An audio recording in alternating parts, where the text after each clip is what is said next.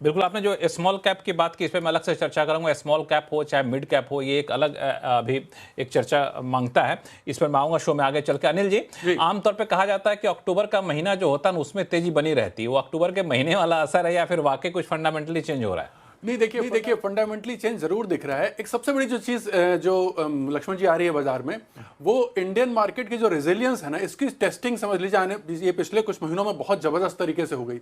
लगभग हर चीज मार्केट को लेके हमारे हिसाब से मतलब नेगेटिव थी।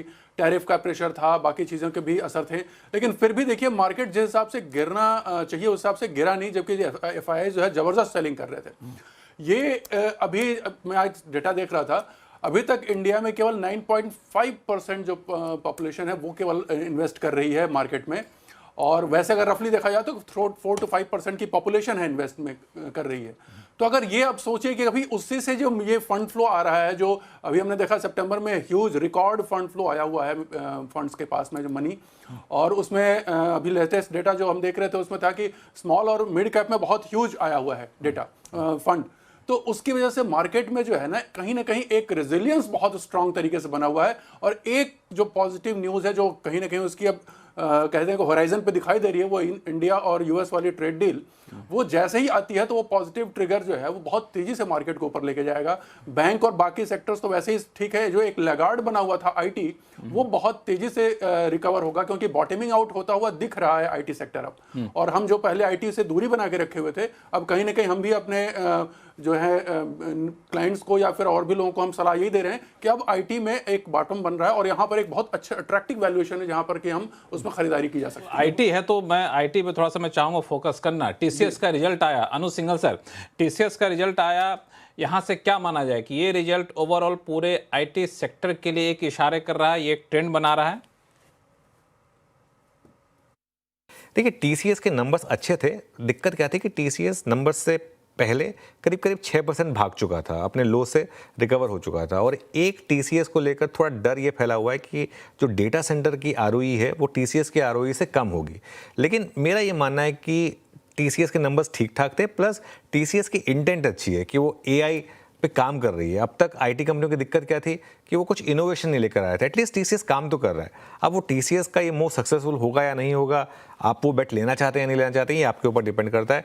लेकिन मेरा ये मानना है कि आईटी में भी अब ओवरऑल वीकनेस जो है कहीं ना कहीं खत्म हुई है, क्योंकि आईटी स्टॉक्स जो हैं जिन वैल्यूएशंस पर हैं, यहाँ से मुझे नहीं लगता कि अनलेस कंपनियां आकर कंप्लीटली डिजास्टर्स नंबर दें, इन्फोसिस आकर एकदम डिजास्टर्स नंबर दे दे और डिजास्टर्स गाइडेंस दे दे, अनलेस वो हो तब तक आईटी कंपनियों में मुझे लग रहा है कि गिरावट खत्म हुई है। और मिड कैप आईटी में तो एक्चुअली अगर आप देखेंगे तो पिछले 10-12 दिनों से अच्छी खासी बाइंग है। कोफोज हो, परसिस्टेंट हो, ऐसे आईटी स्टॉक्स, तो वहाँ तो मुझे लग रहा है कि ओवरऑल अब थोड़ी सी बाइंग दिखाई दे रही है। इससे सबसे ज़्यादा खुश हो रहे होंगे सुनील सुवर्णम साहब, क्योंकि हमेशा मैं उनसे सवाल पूछता था, उनकी राय पे मैं सवाल उठाता था जब भी वो आईटी की बात करते थे। सुनील जी, हैप्पी हैं? हाँ, बिल्कुल। तो फिरोज जी उधर स्माइल कर रहे हैं क्योंकि लास्ट शो में बात हुई थी आईटी की और मैं बहुत नहीं, स्ट्रांगली आपके बाद उन्हीं के पास जाऊंगा, आपके बाद उन्हीं के पास जाऊंगा मैं।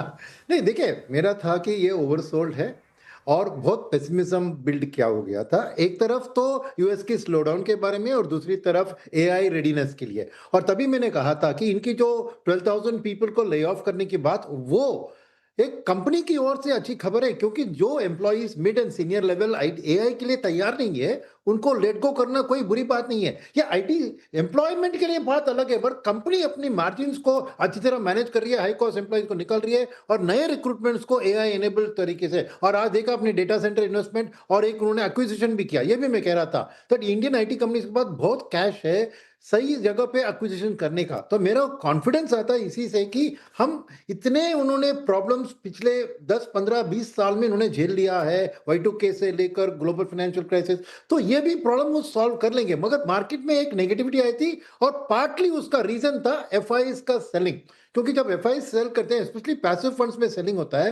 तो 10 to 12% ऑटोमेटिकली आईटी से पैसा निकलता है और डोमेस्टिक फंड मैनेजर्स उसको खरीदने के लिए तैयार नहीं थे, इसलिए गिरावट हुई। अभी एक साल में अभी भी IT most under performing sector में है कंपेयर टू निफ्टी।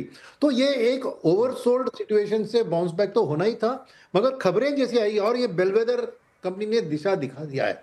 बाकी को चॉइस ही नहीं हुआ, को भी एआई रिलेटेड स्टफ एटलीस्ट उनके गाइडेंस स्टॉक्स में बताने की जरूरत है, तो नेचुरली रुझान बदल सकता है। और जैसे मैं कह रहा था, बाय ऑन डिप्स का स्ट्रेटजी कुछ दिनों से मैं रेकमेंड कर रहा था, और वो अभी भी जारी रहेगी, क्योंकि फुल क्लैरिटी आने में थोड़ी और वक्त लगेगी इसमें। मगर डेफिनेटली मेरा मानना है कि इंडिया की ओवरऑल सिचुएशन में जब एफआईज वापस आएंगे तो आईटी उनके लिए एक स्ट्रांग पिक होगा।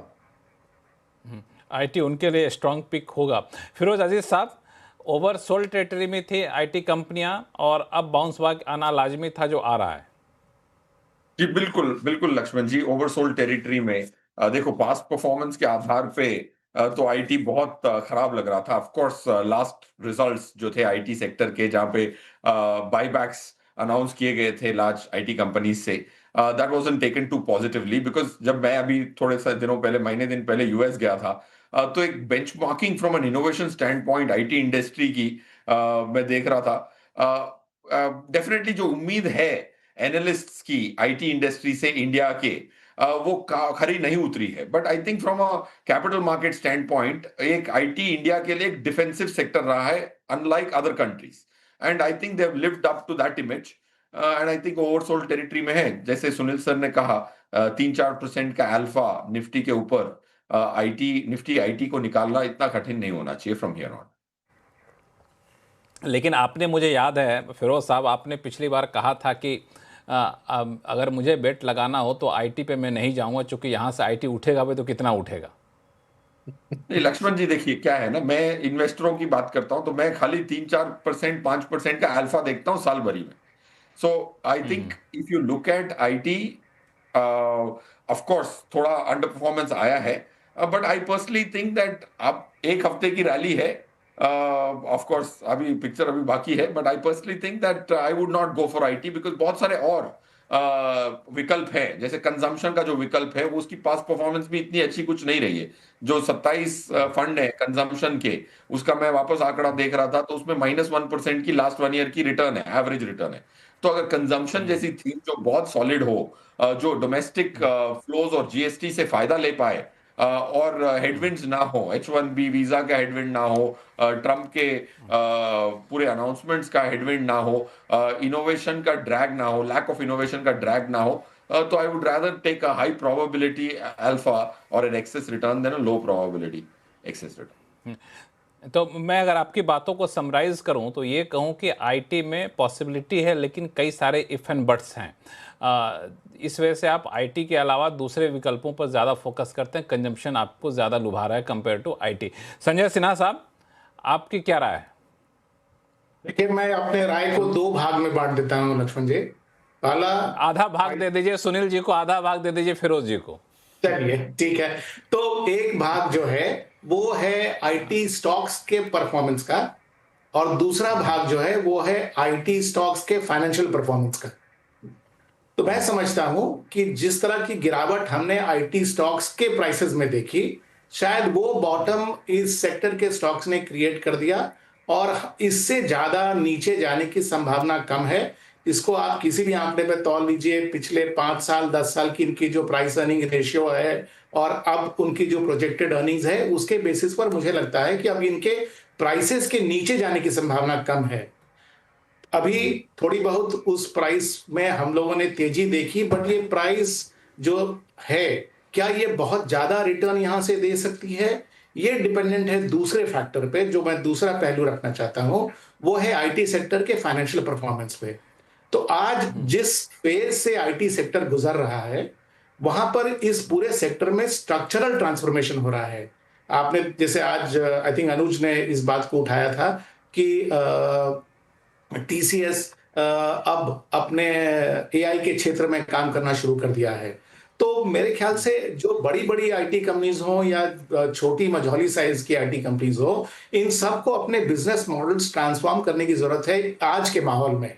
और ये ट्रांसफॉर्मेशन जो है वो 3 महीने 6 महीने के अंदर में पूरा हो जाए, ऐसा मैं नहीं समझता। इसमें थोड़ा समय लगेगा।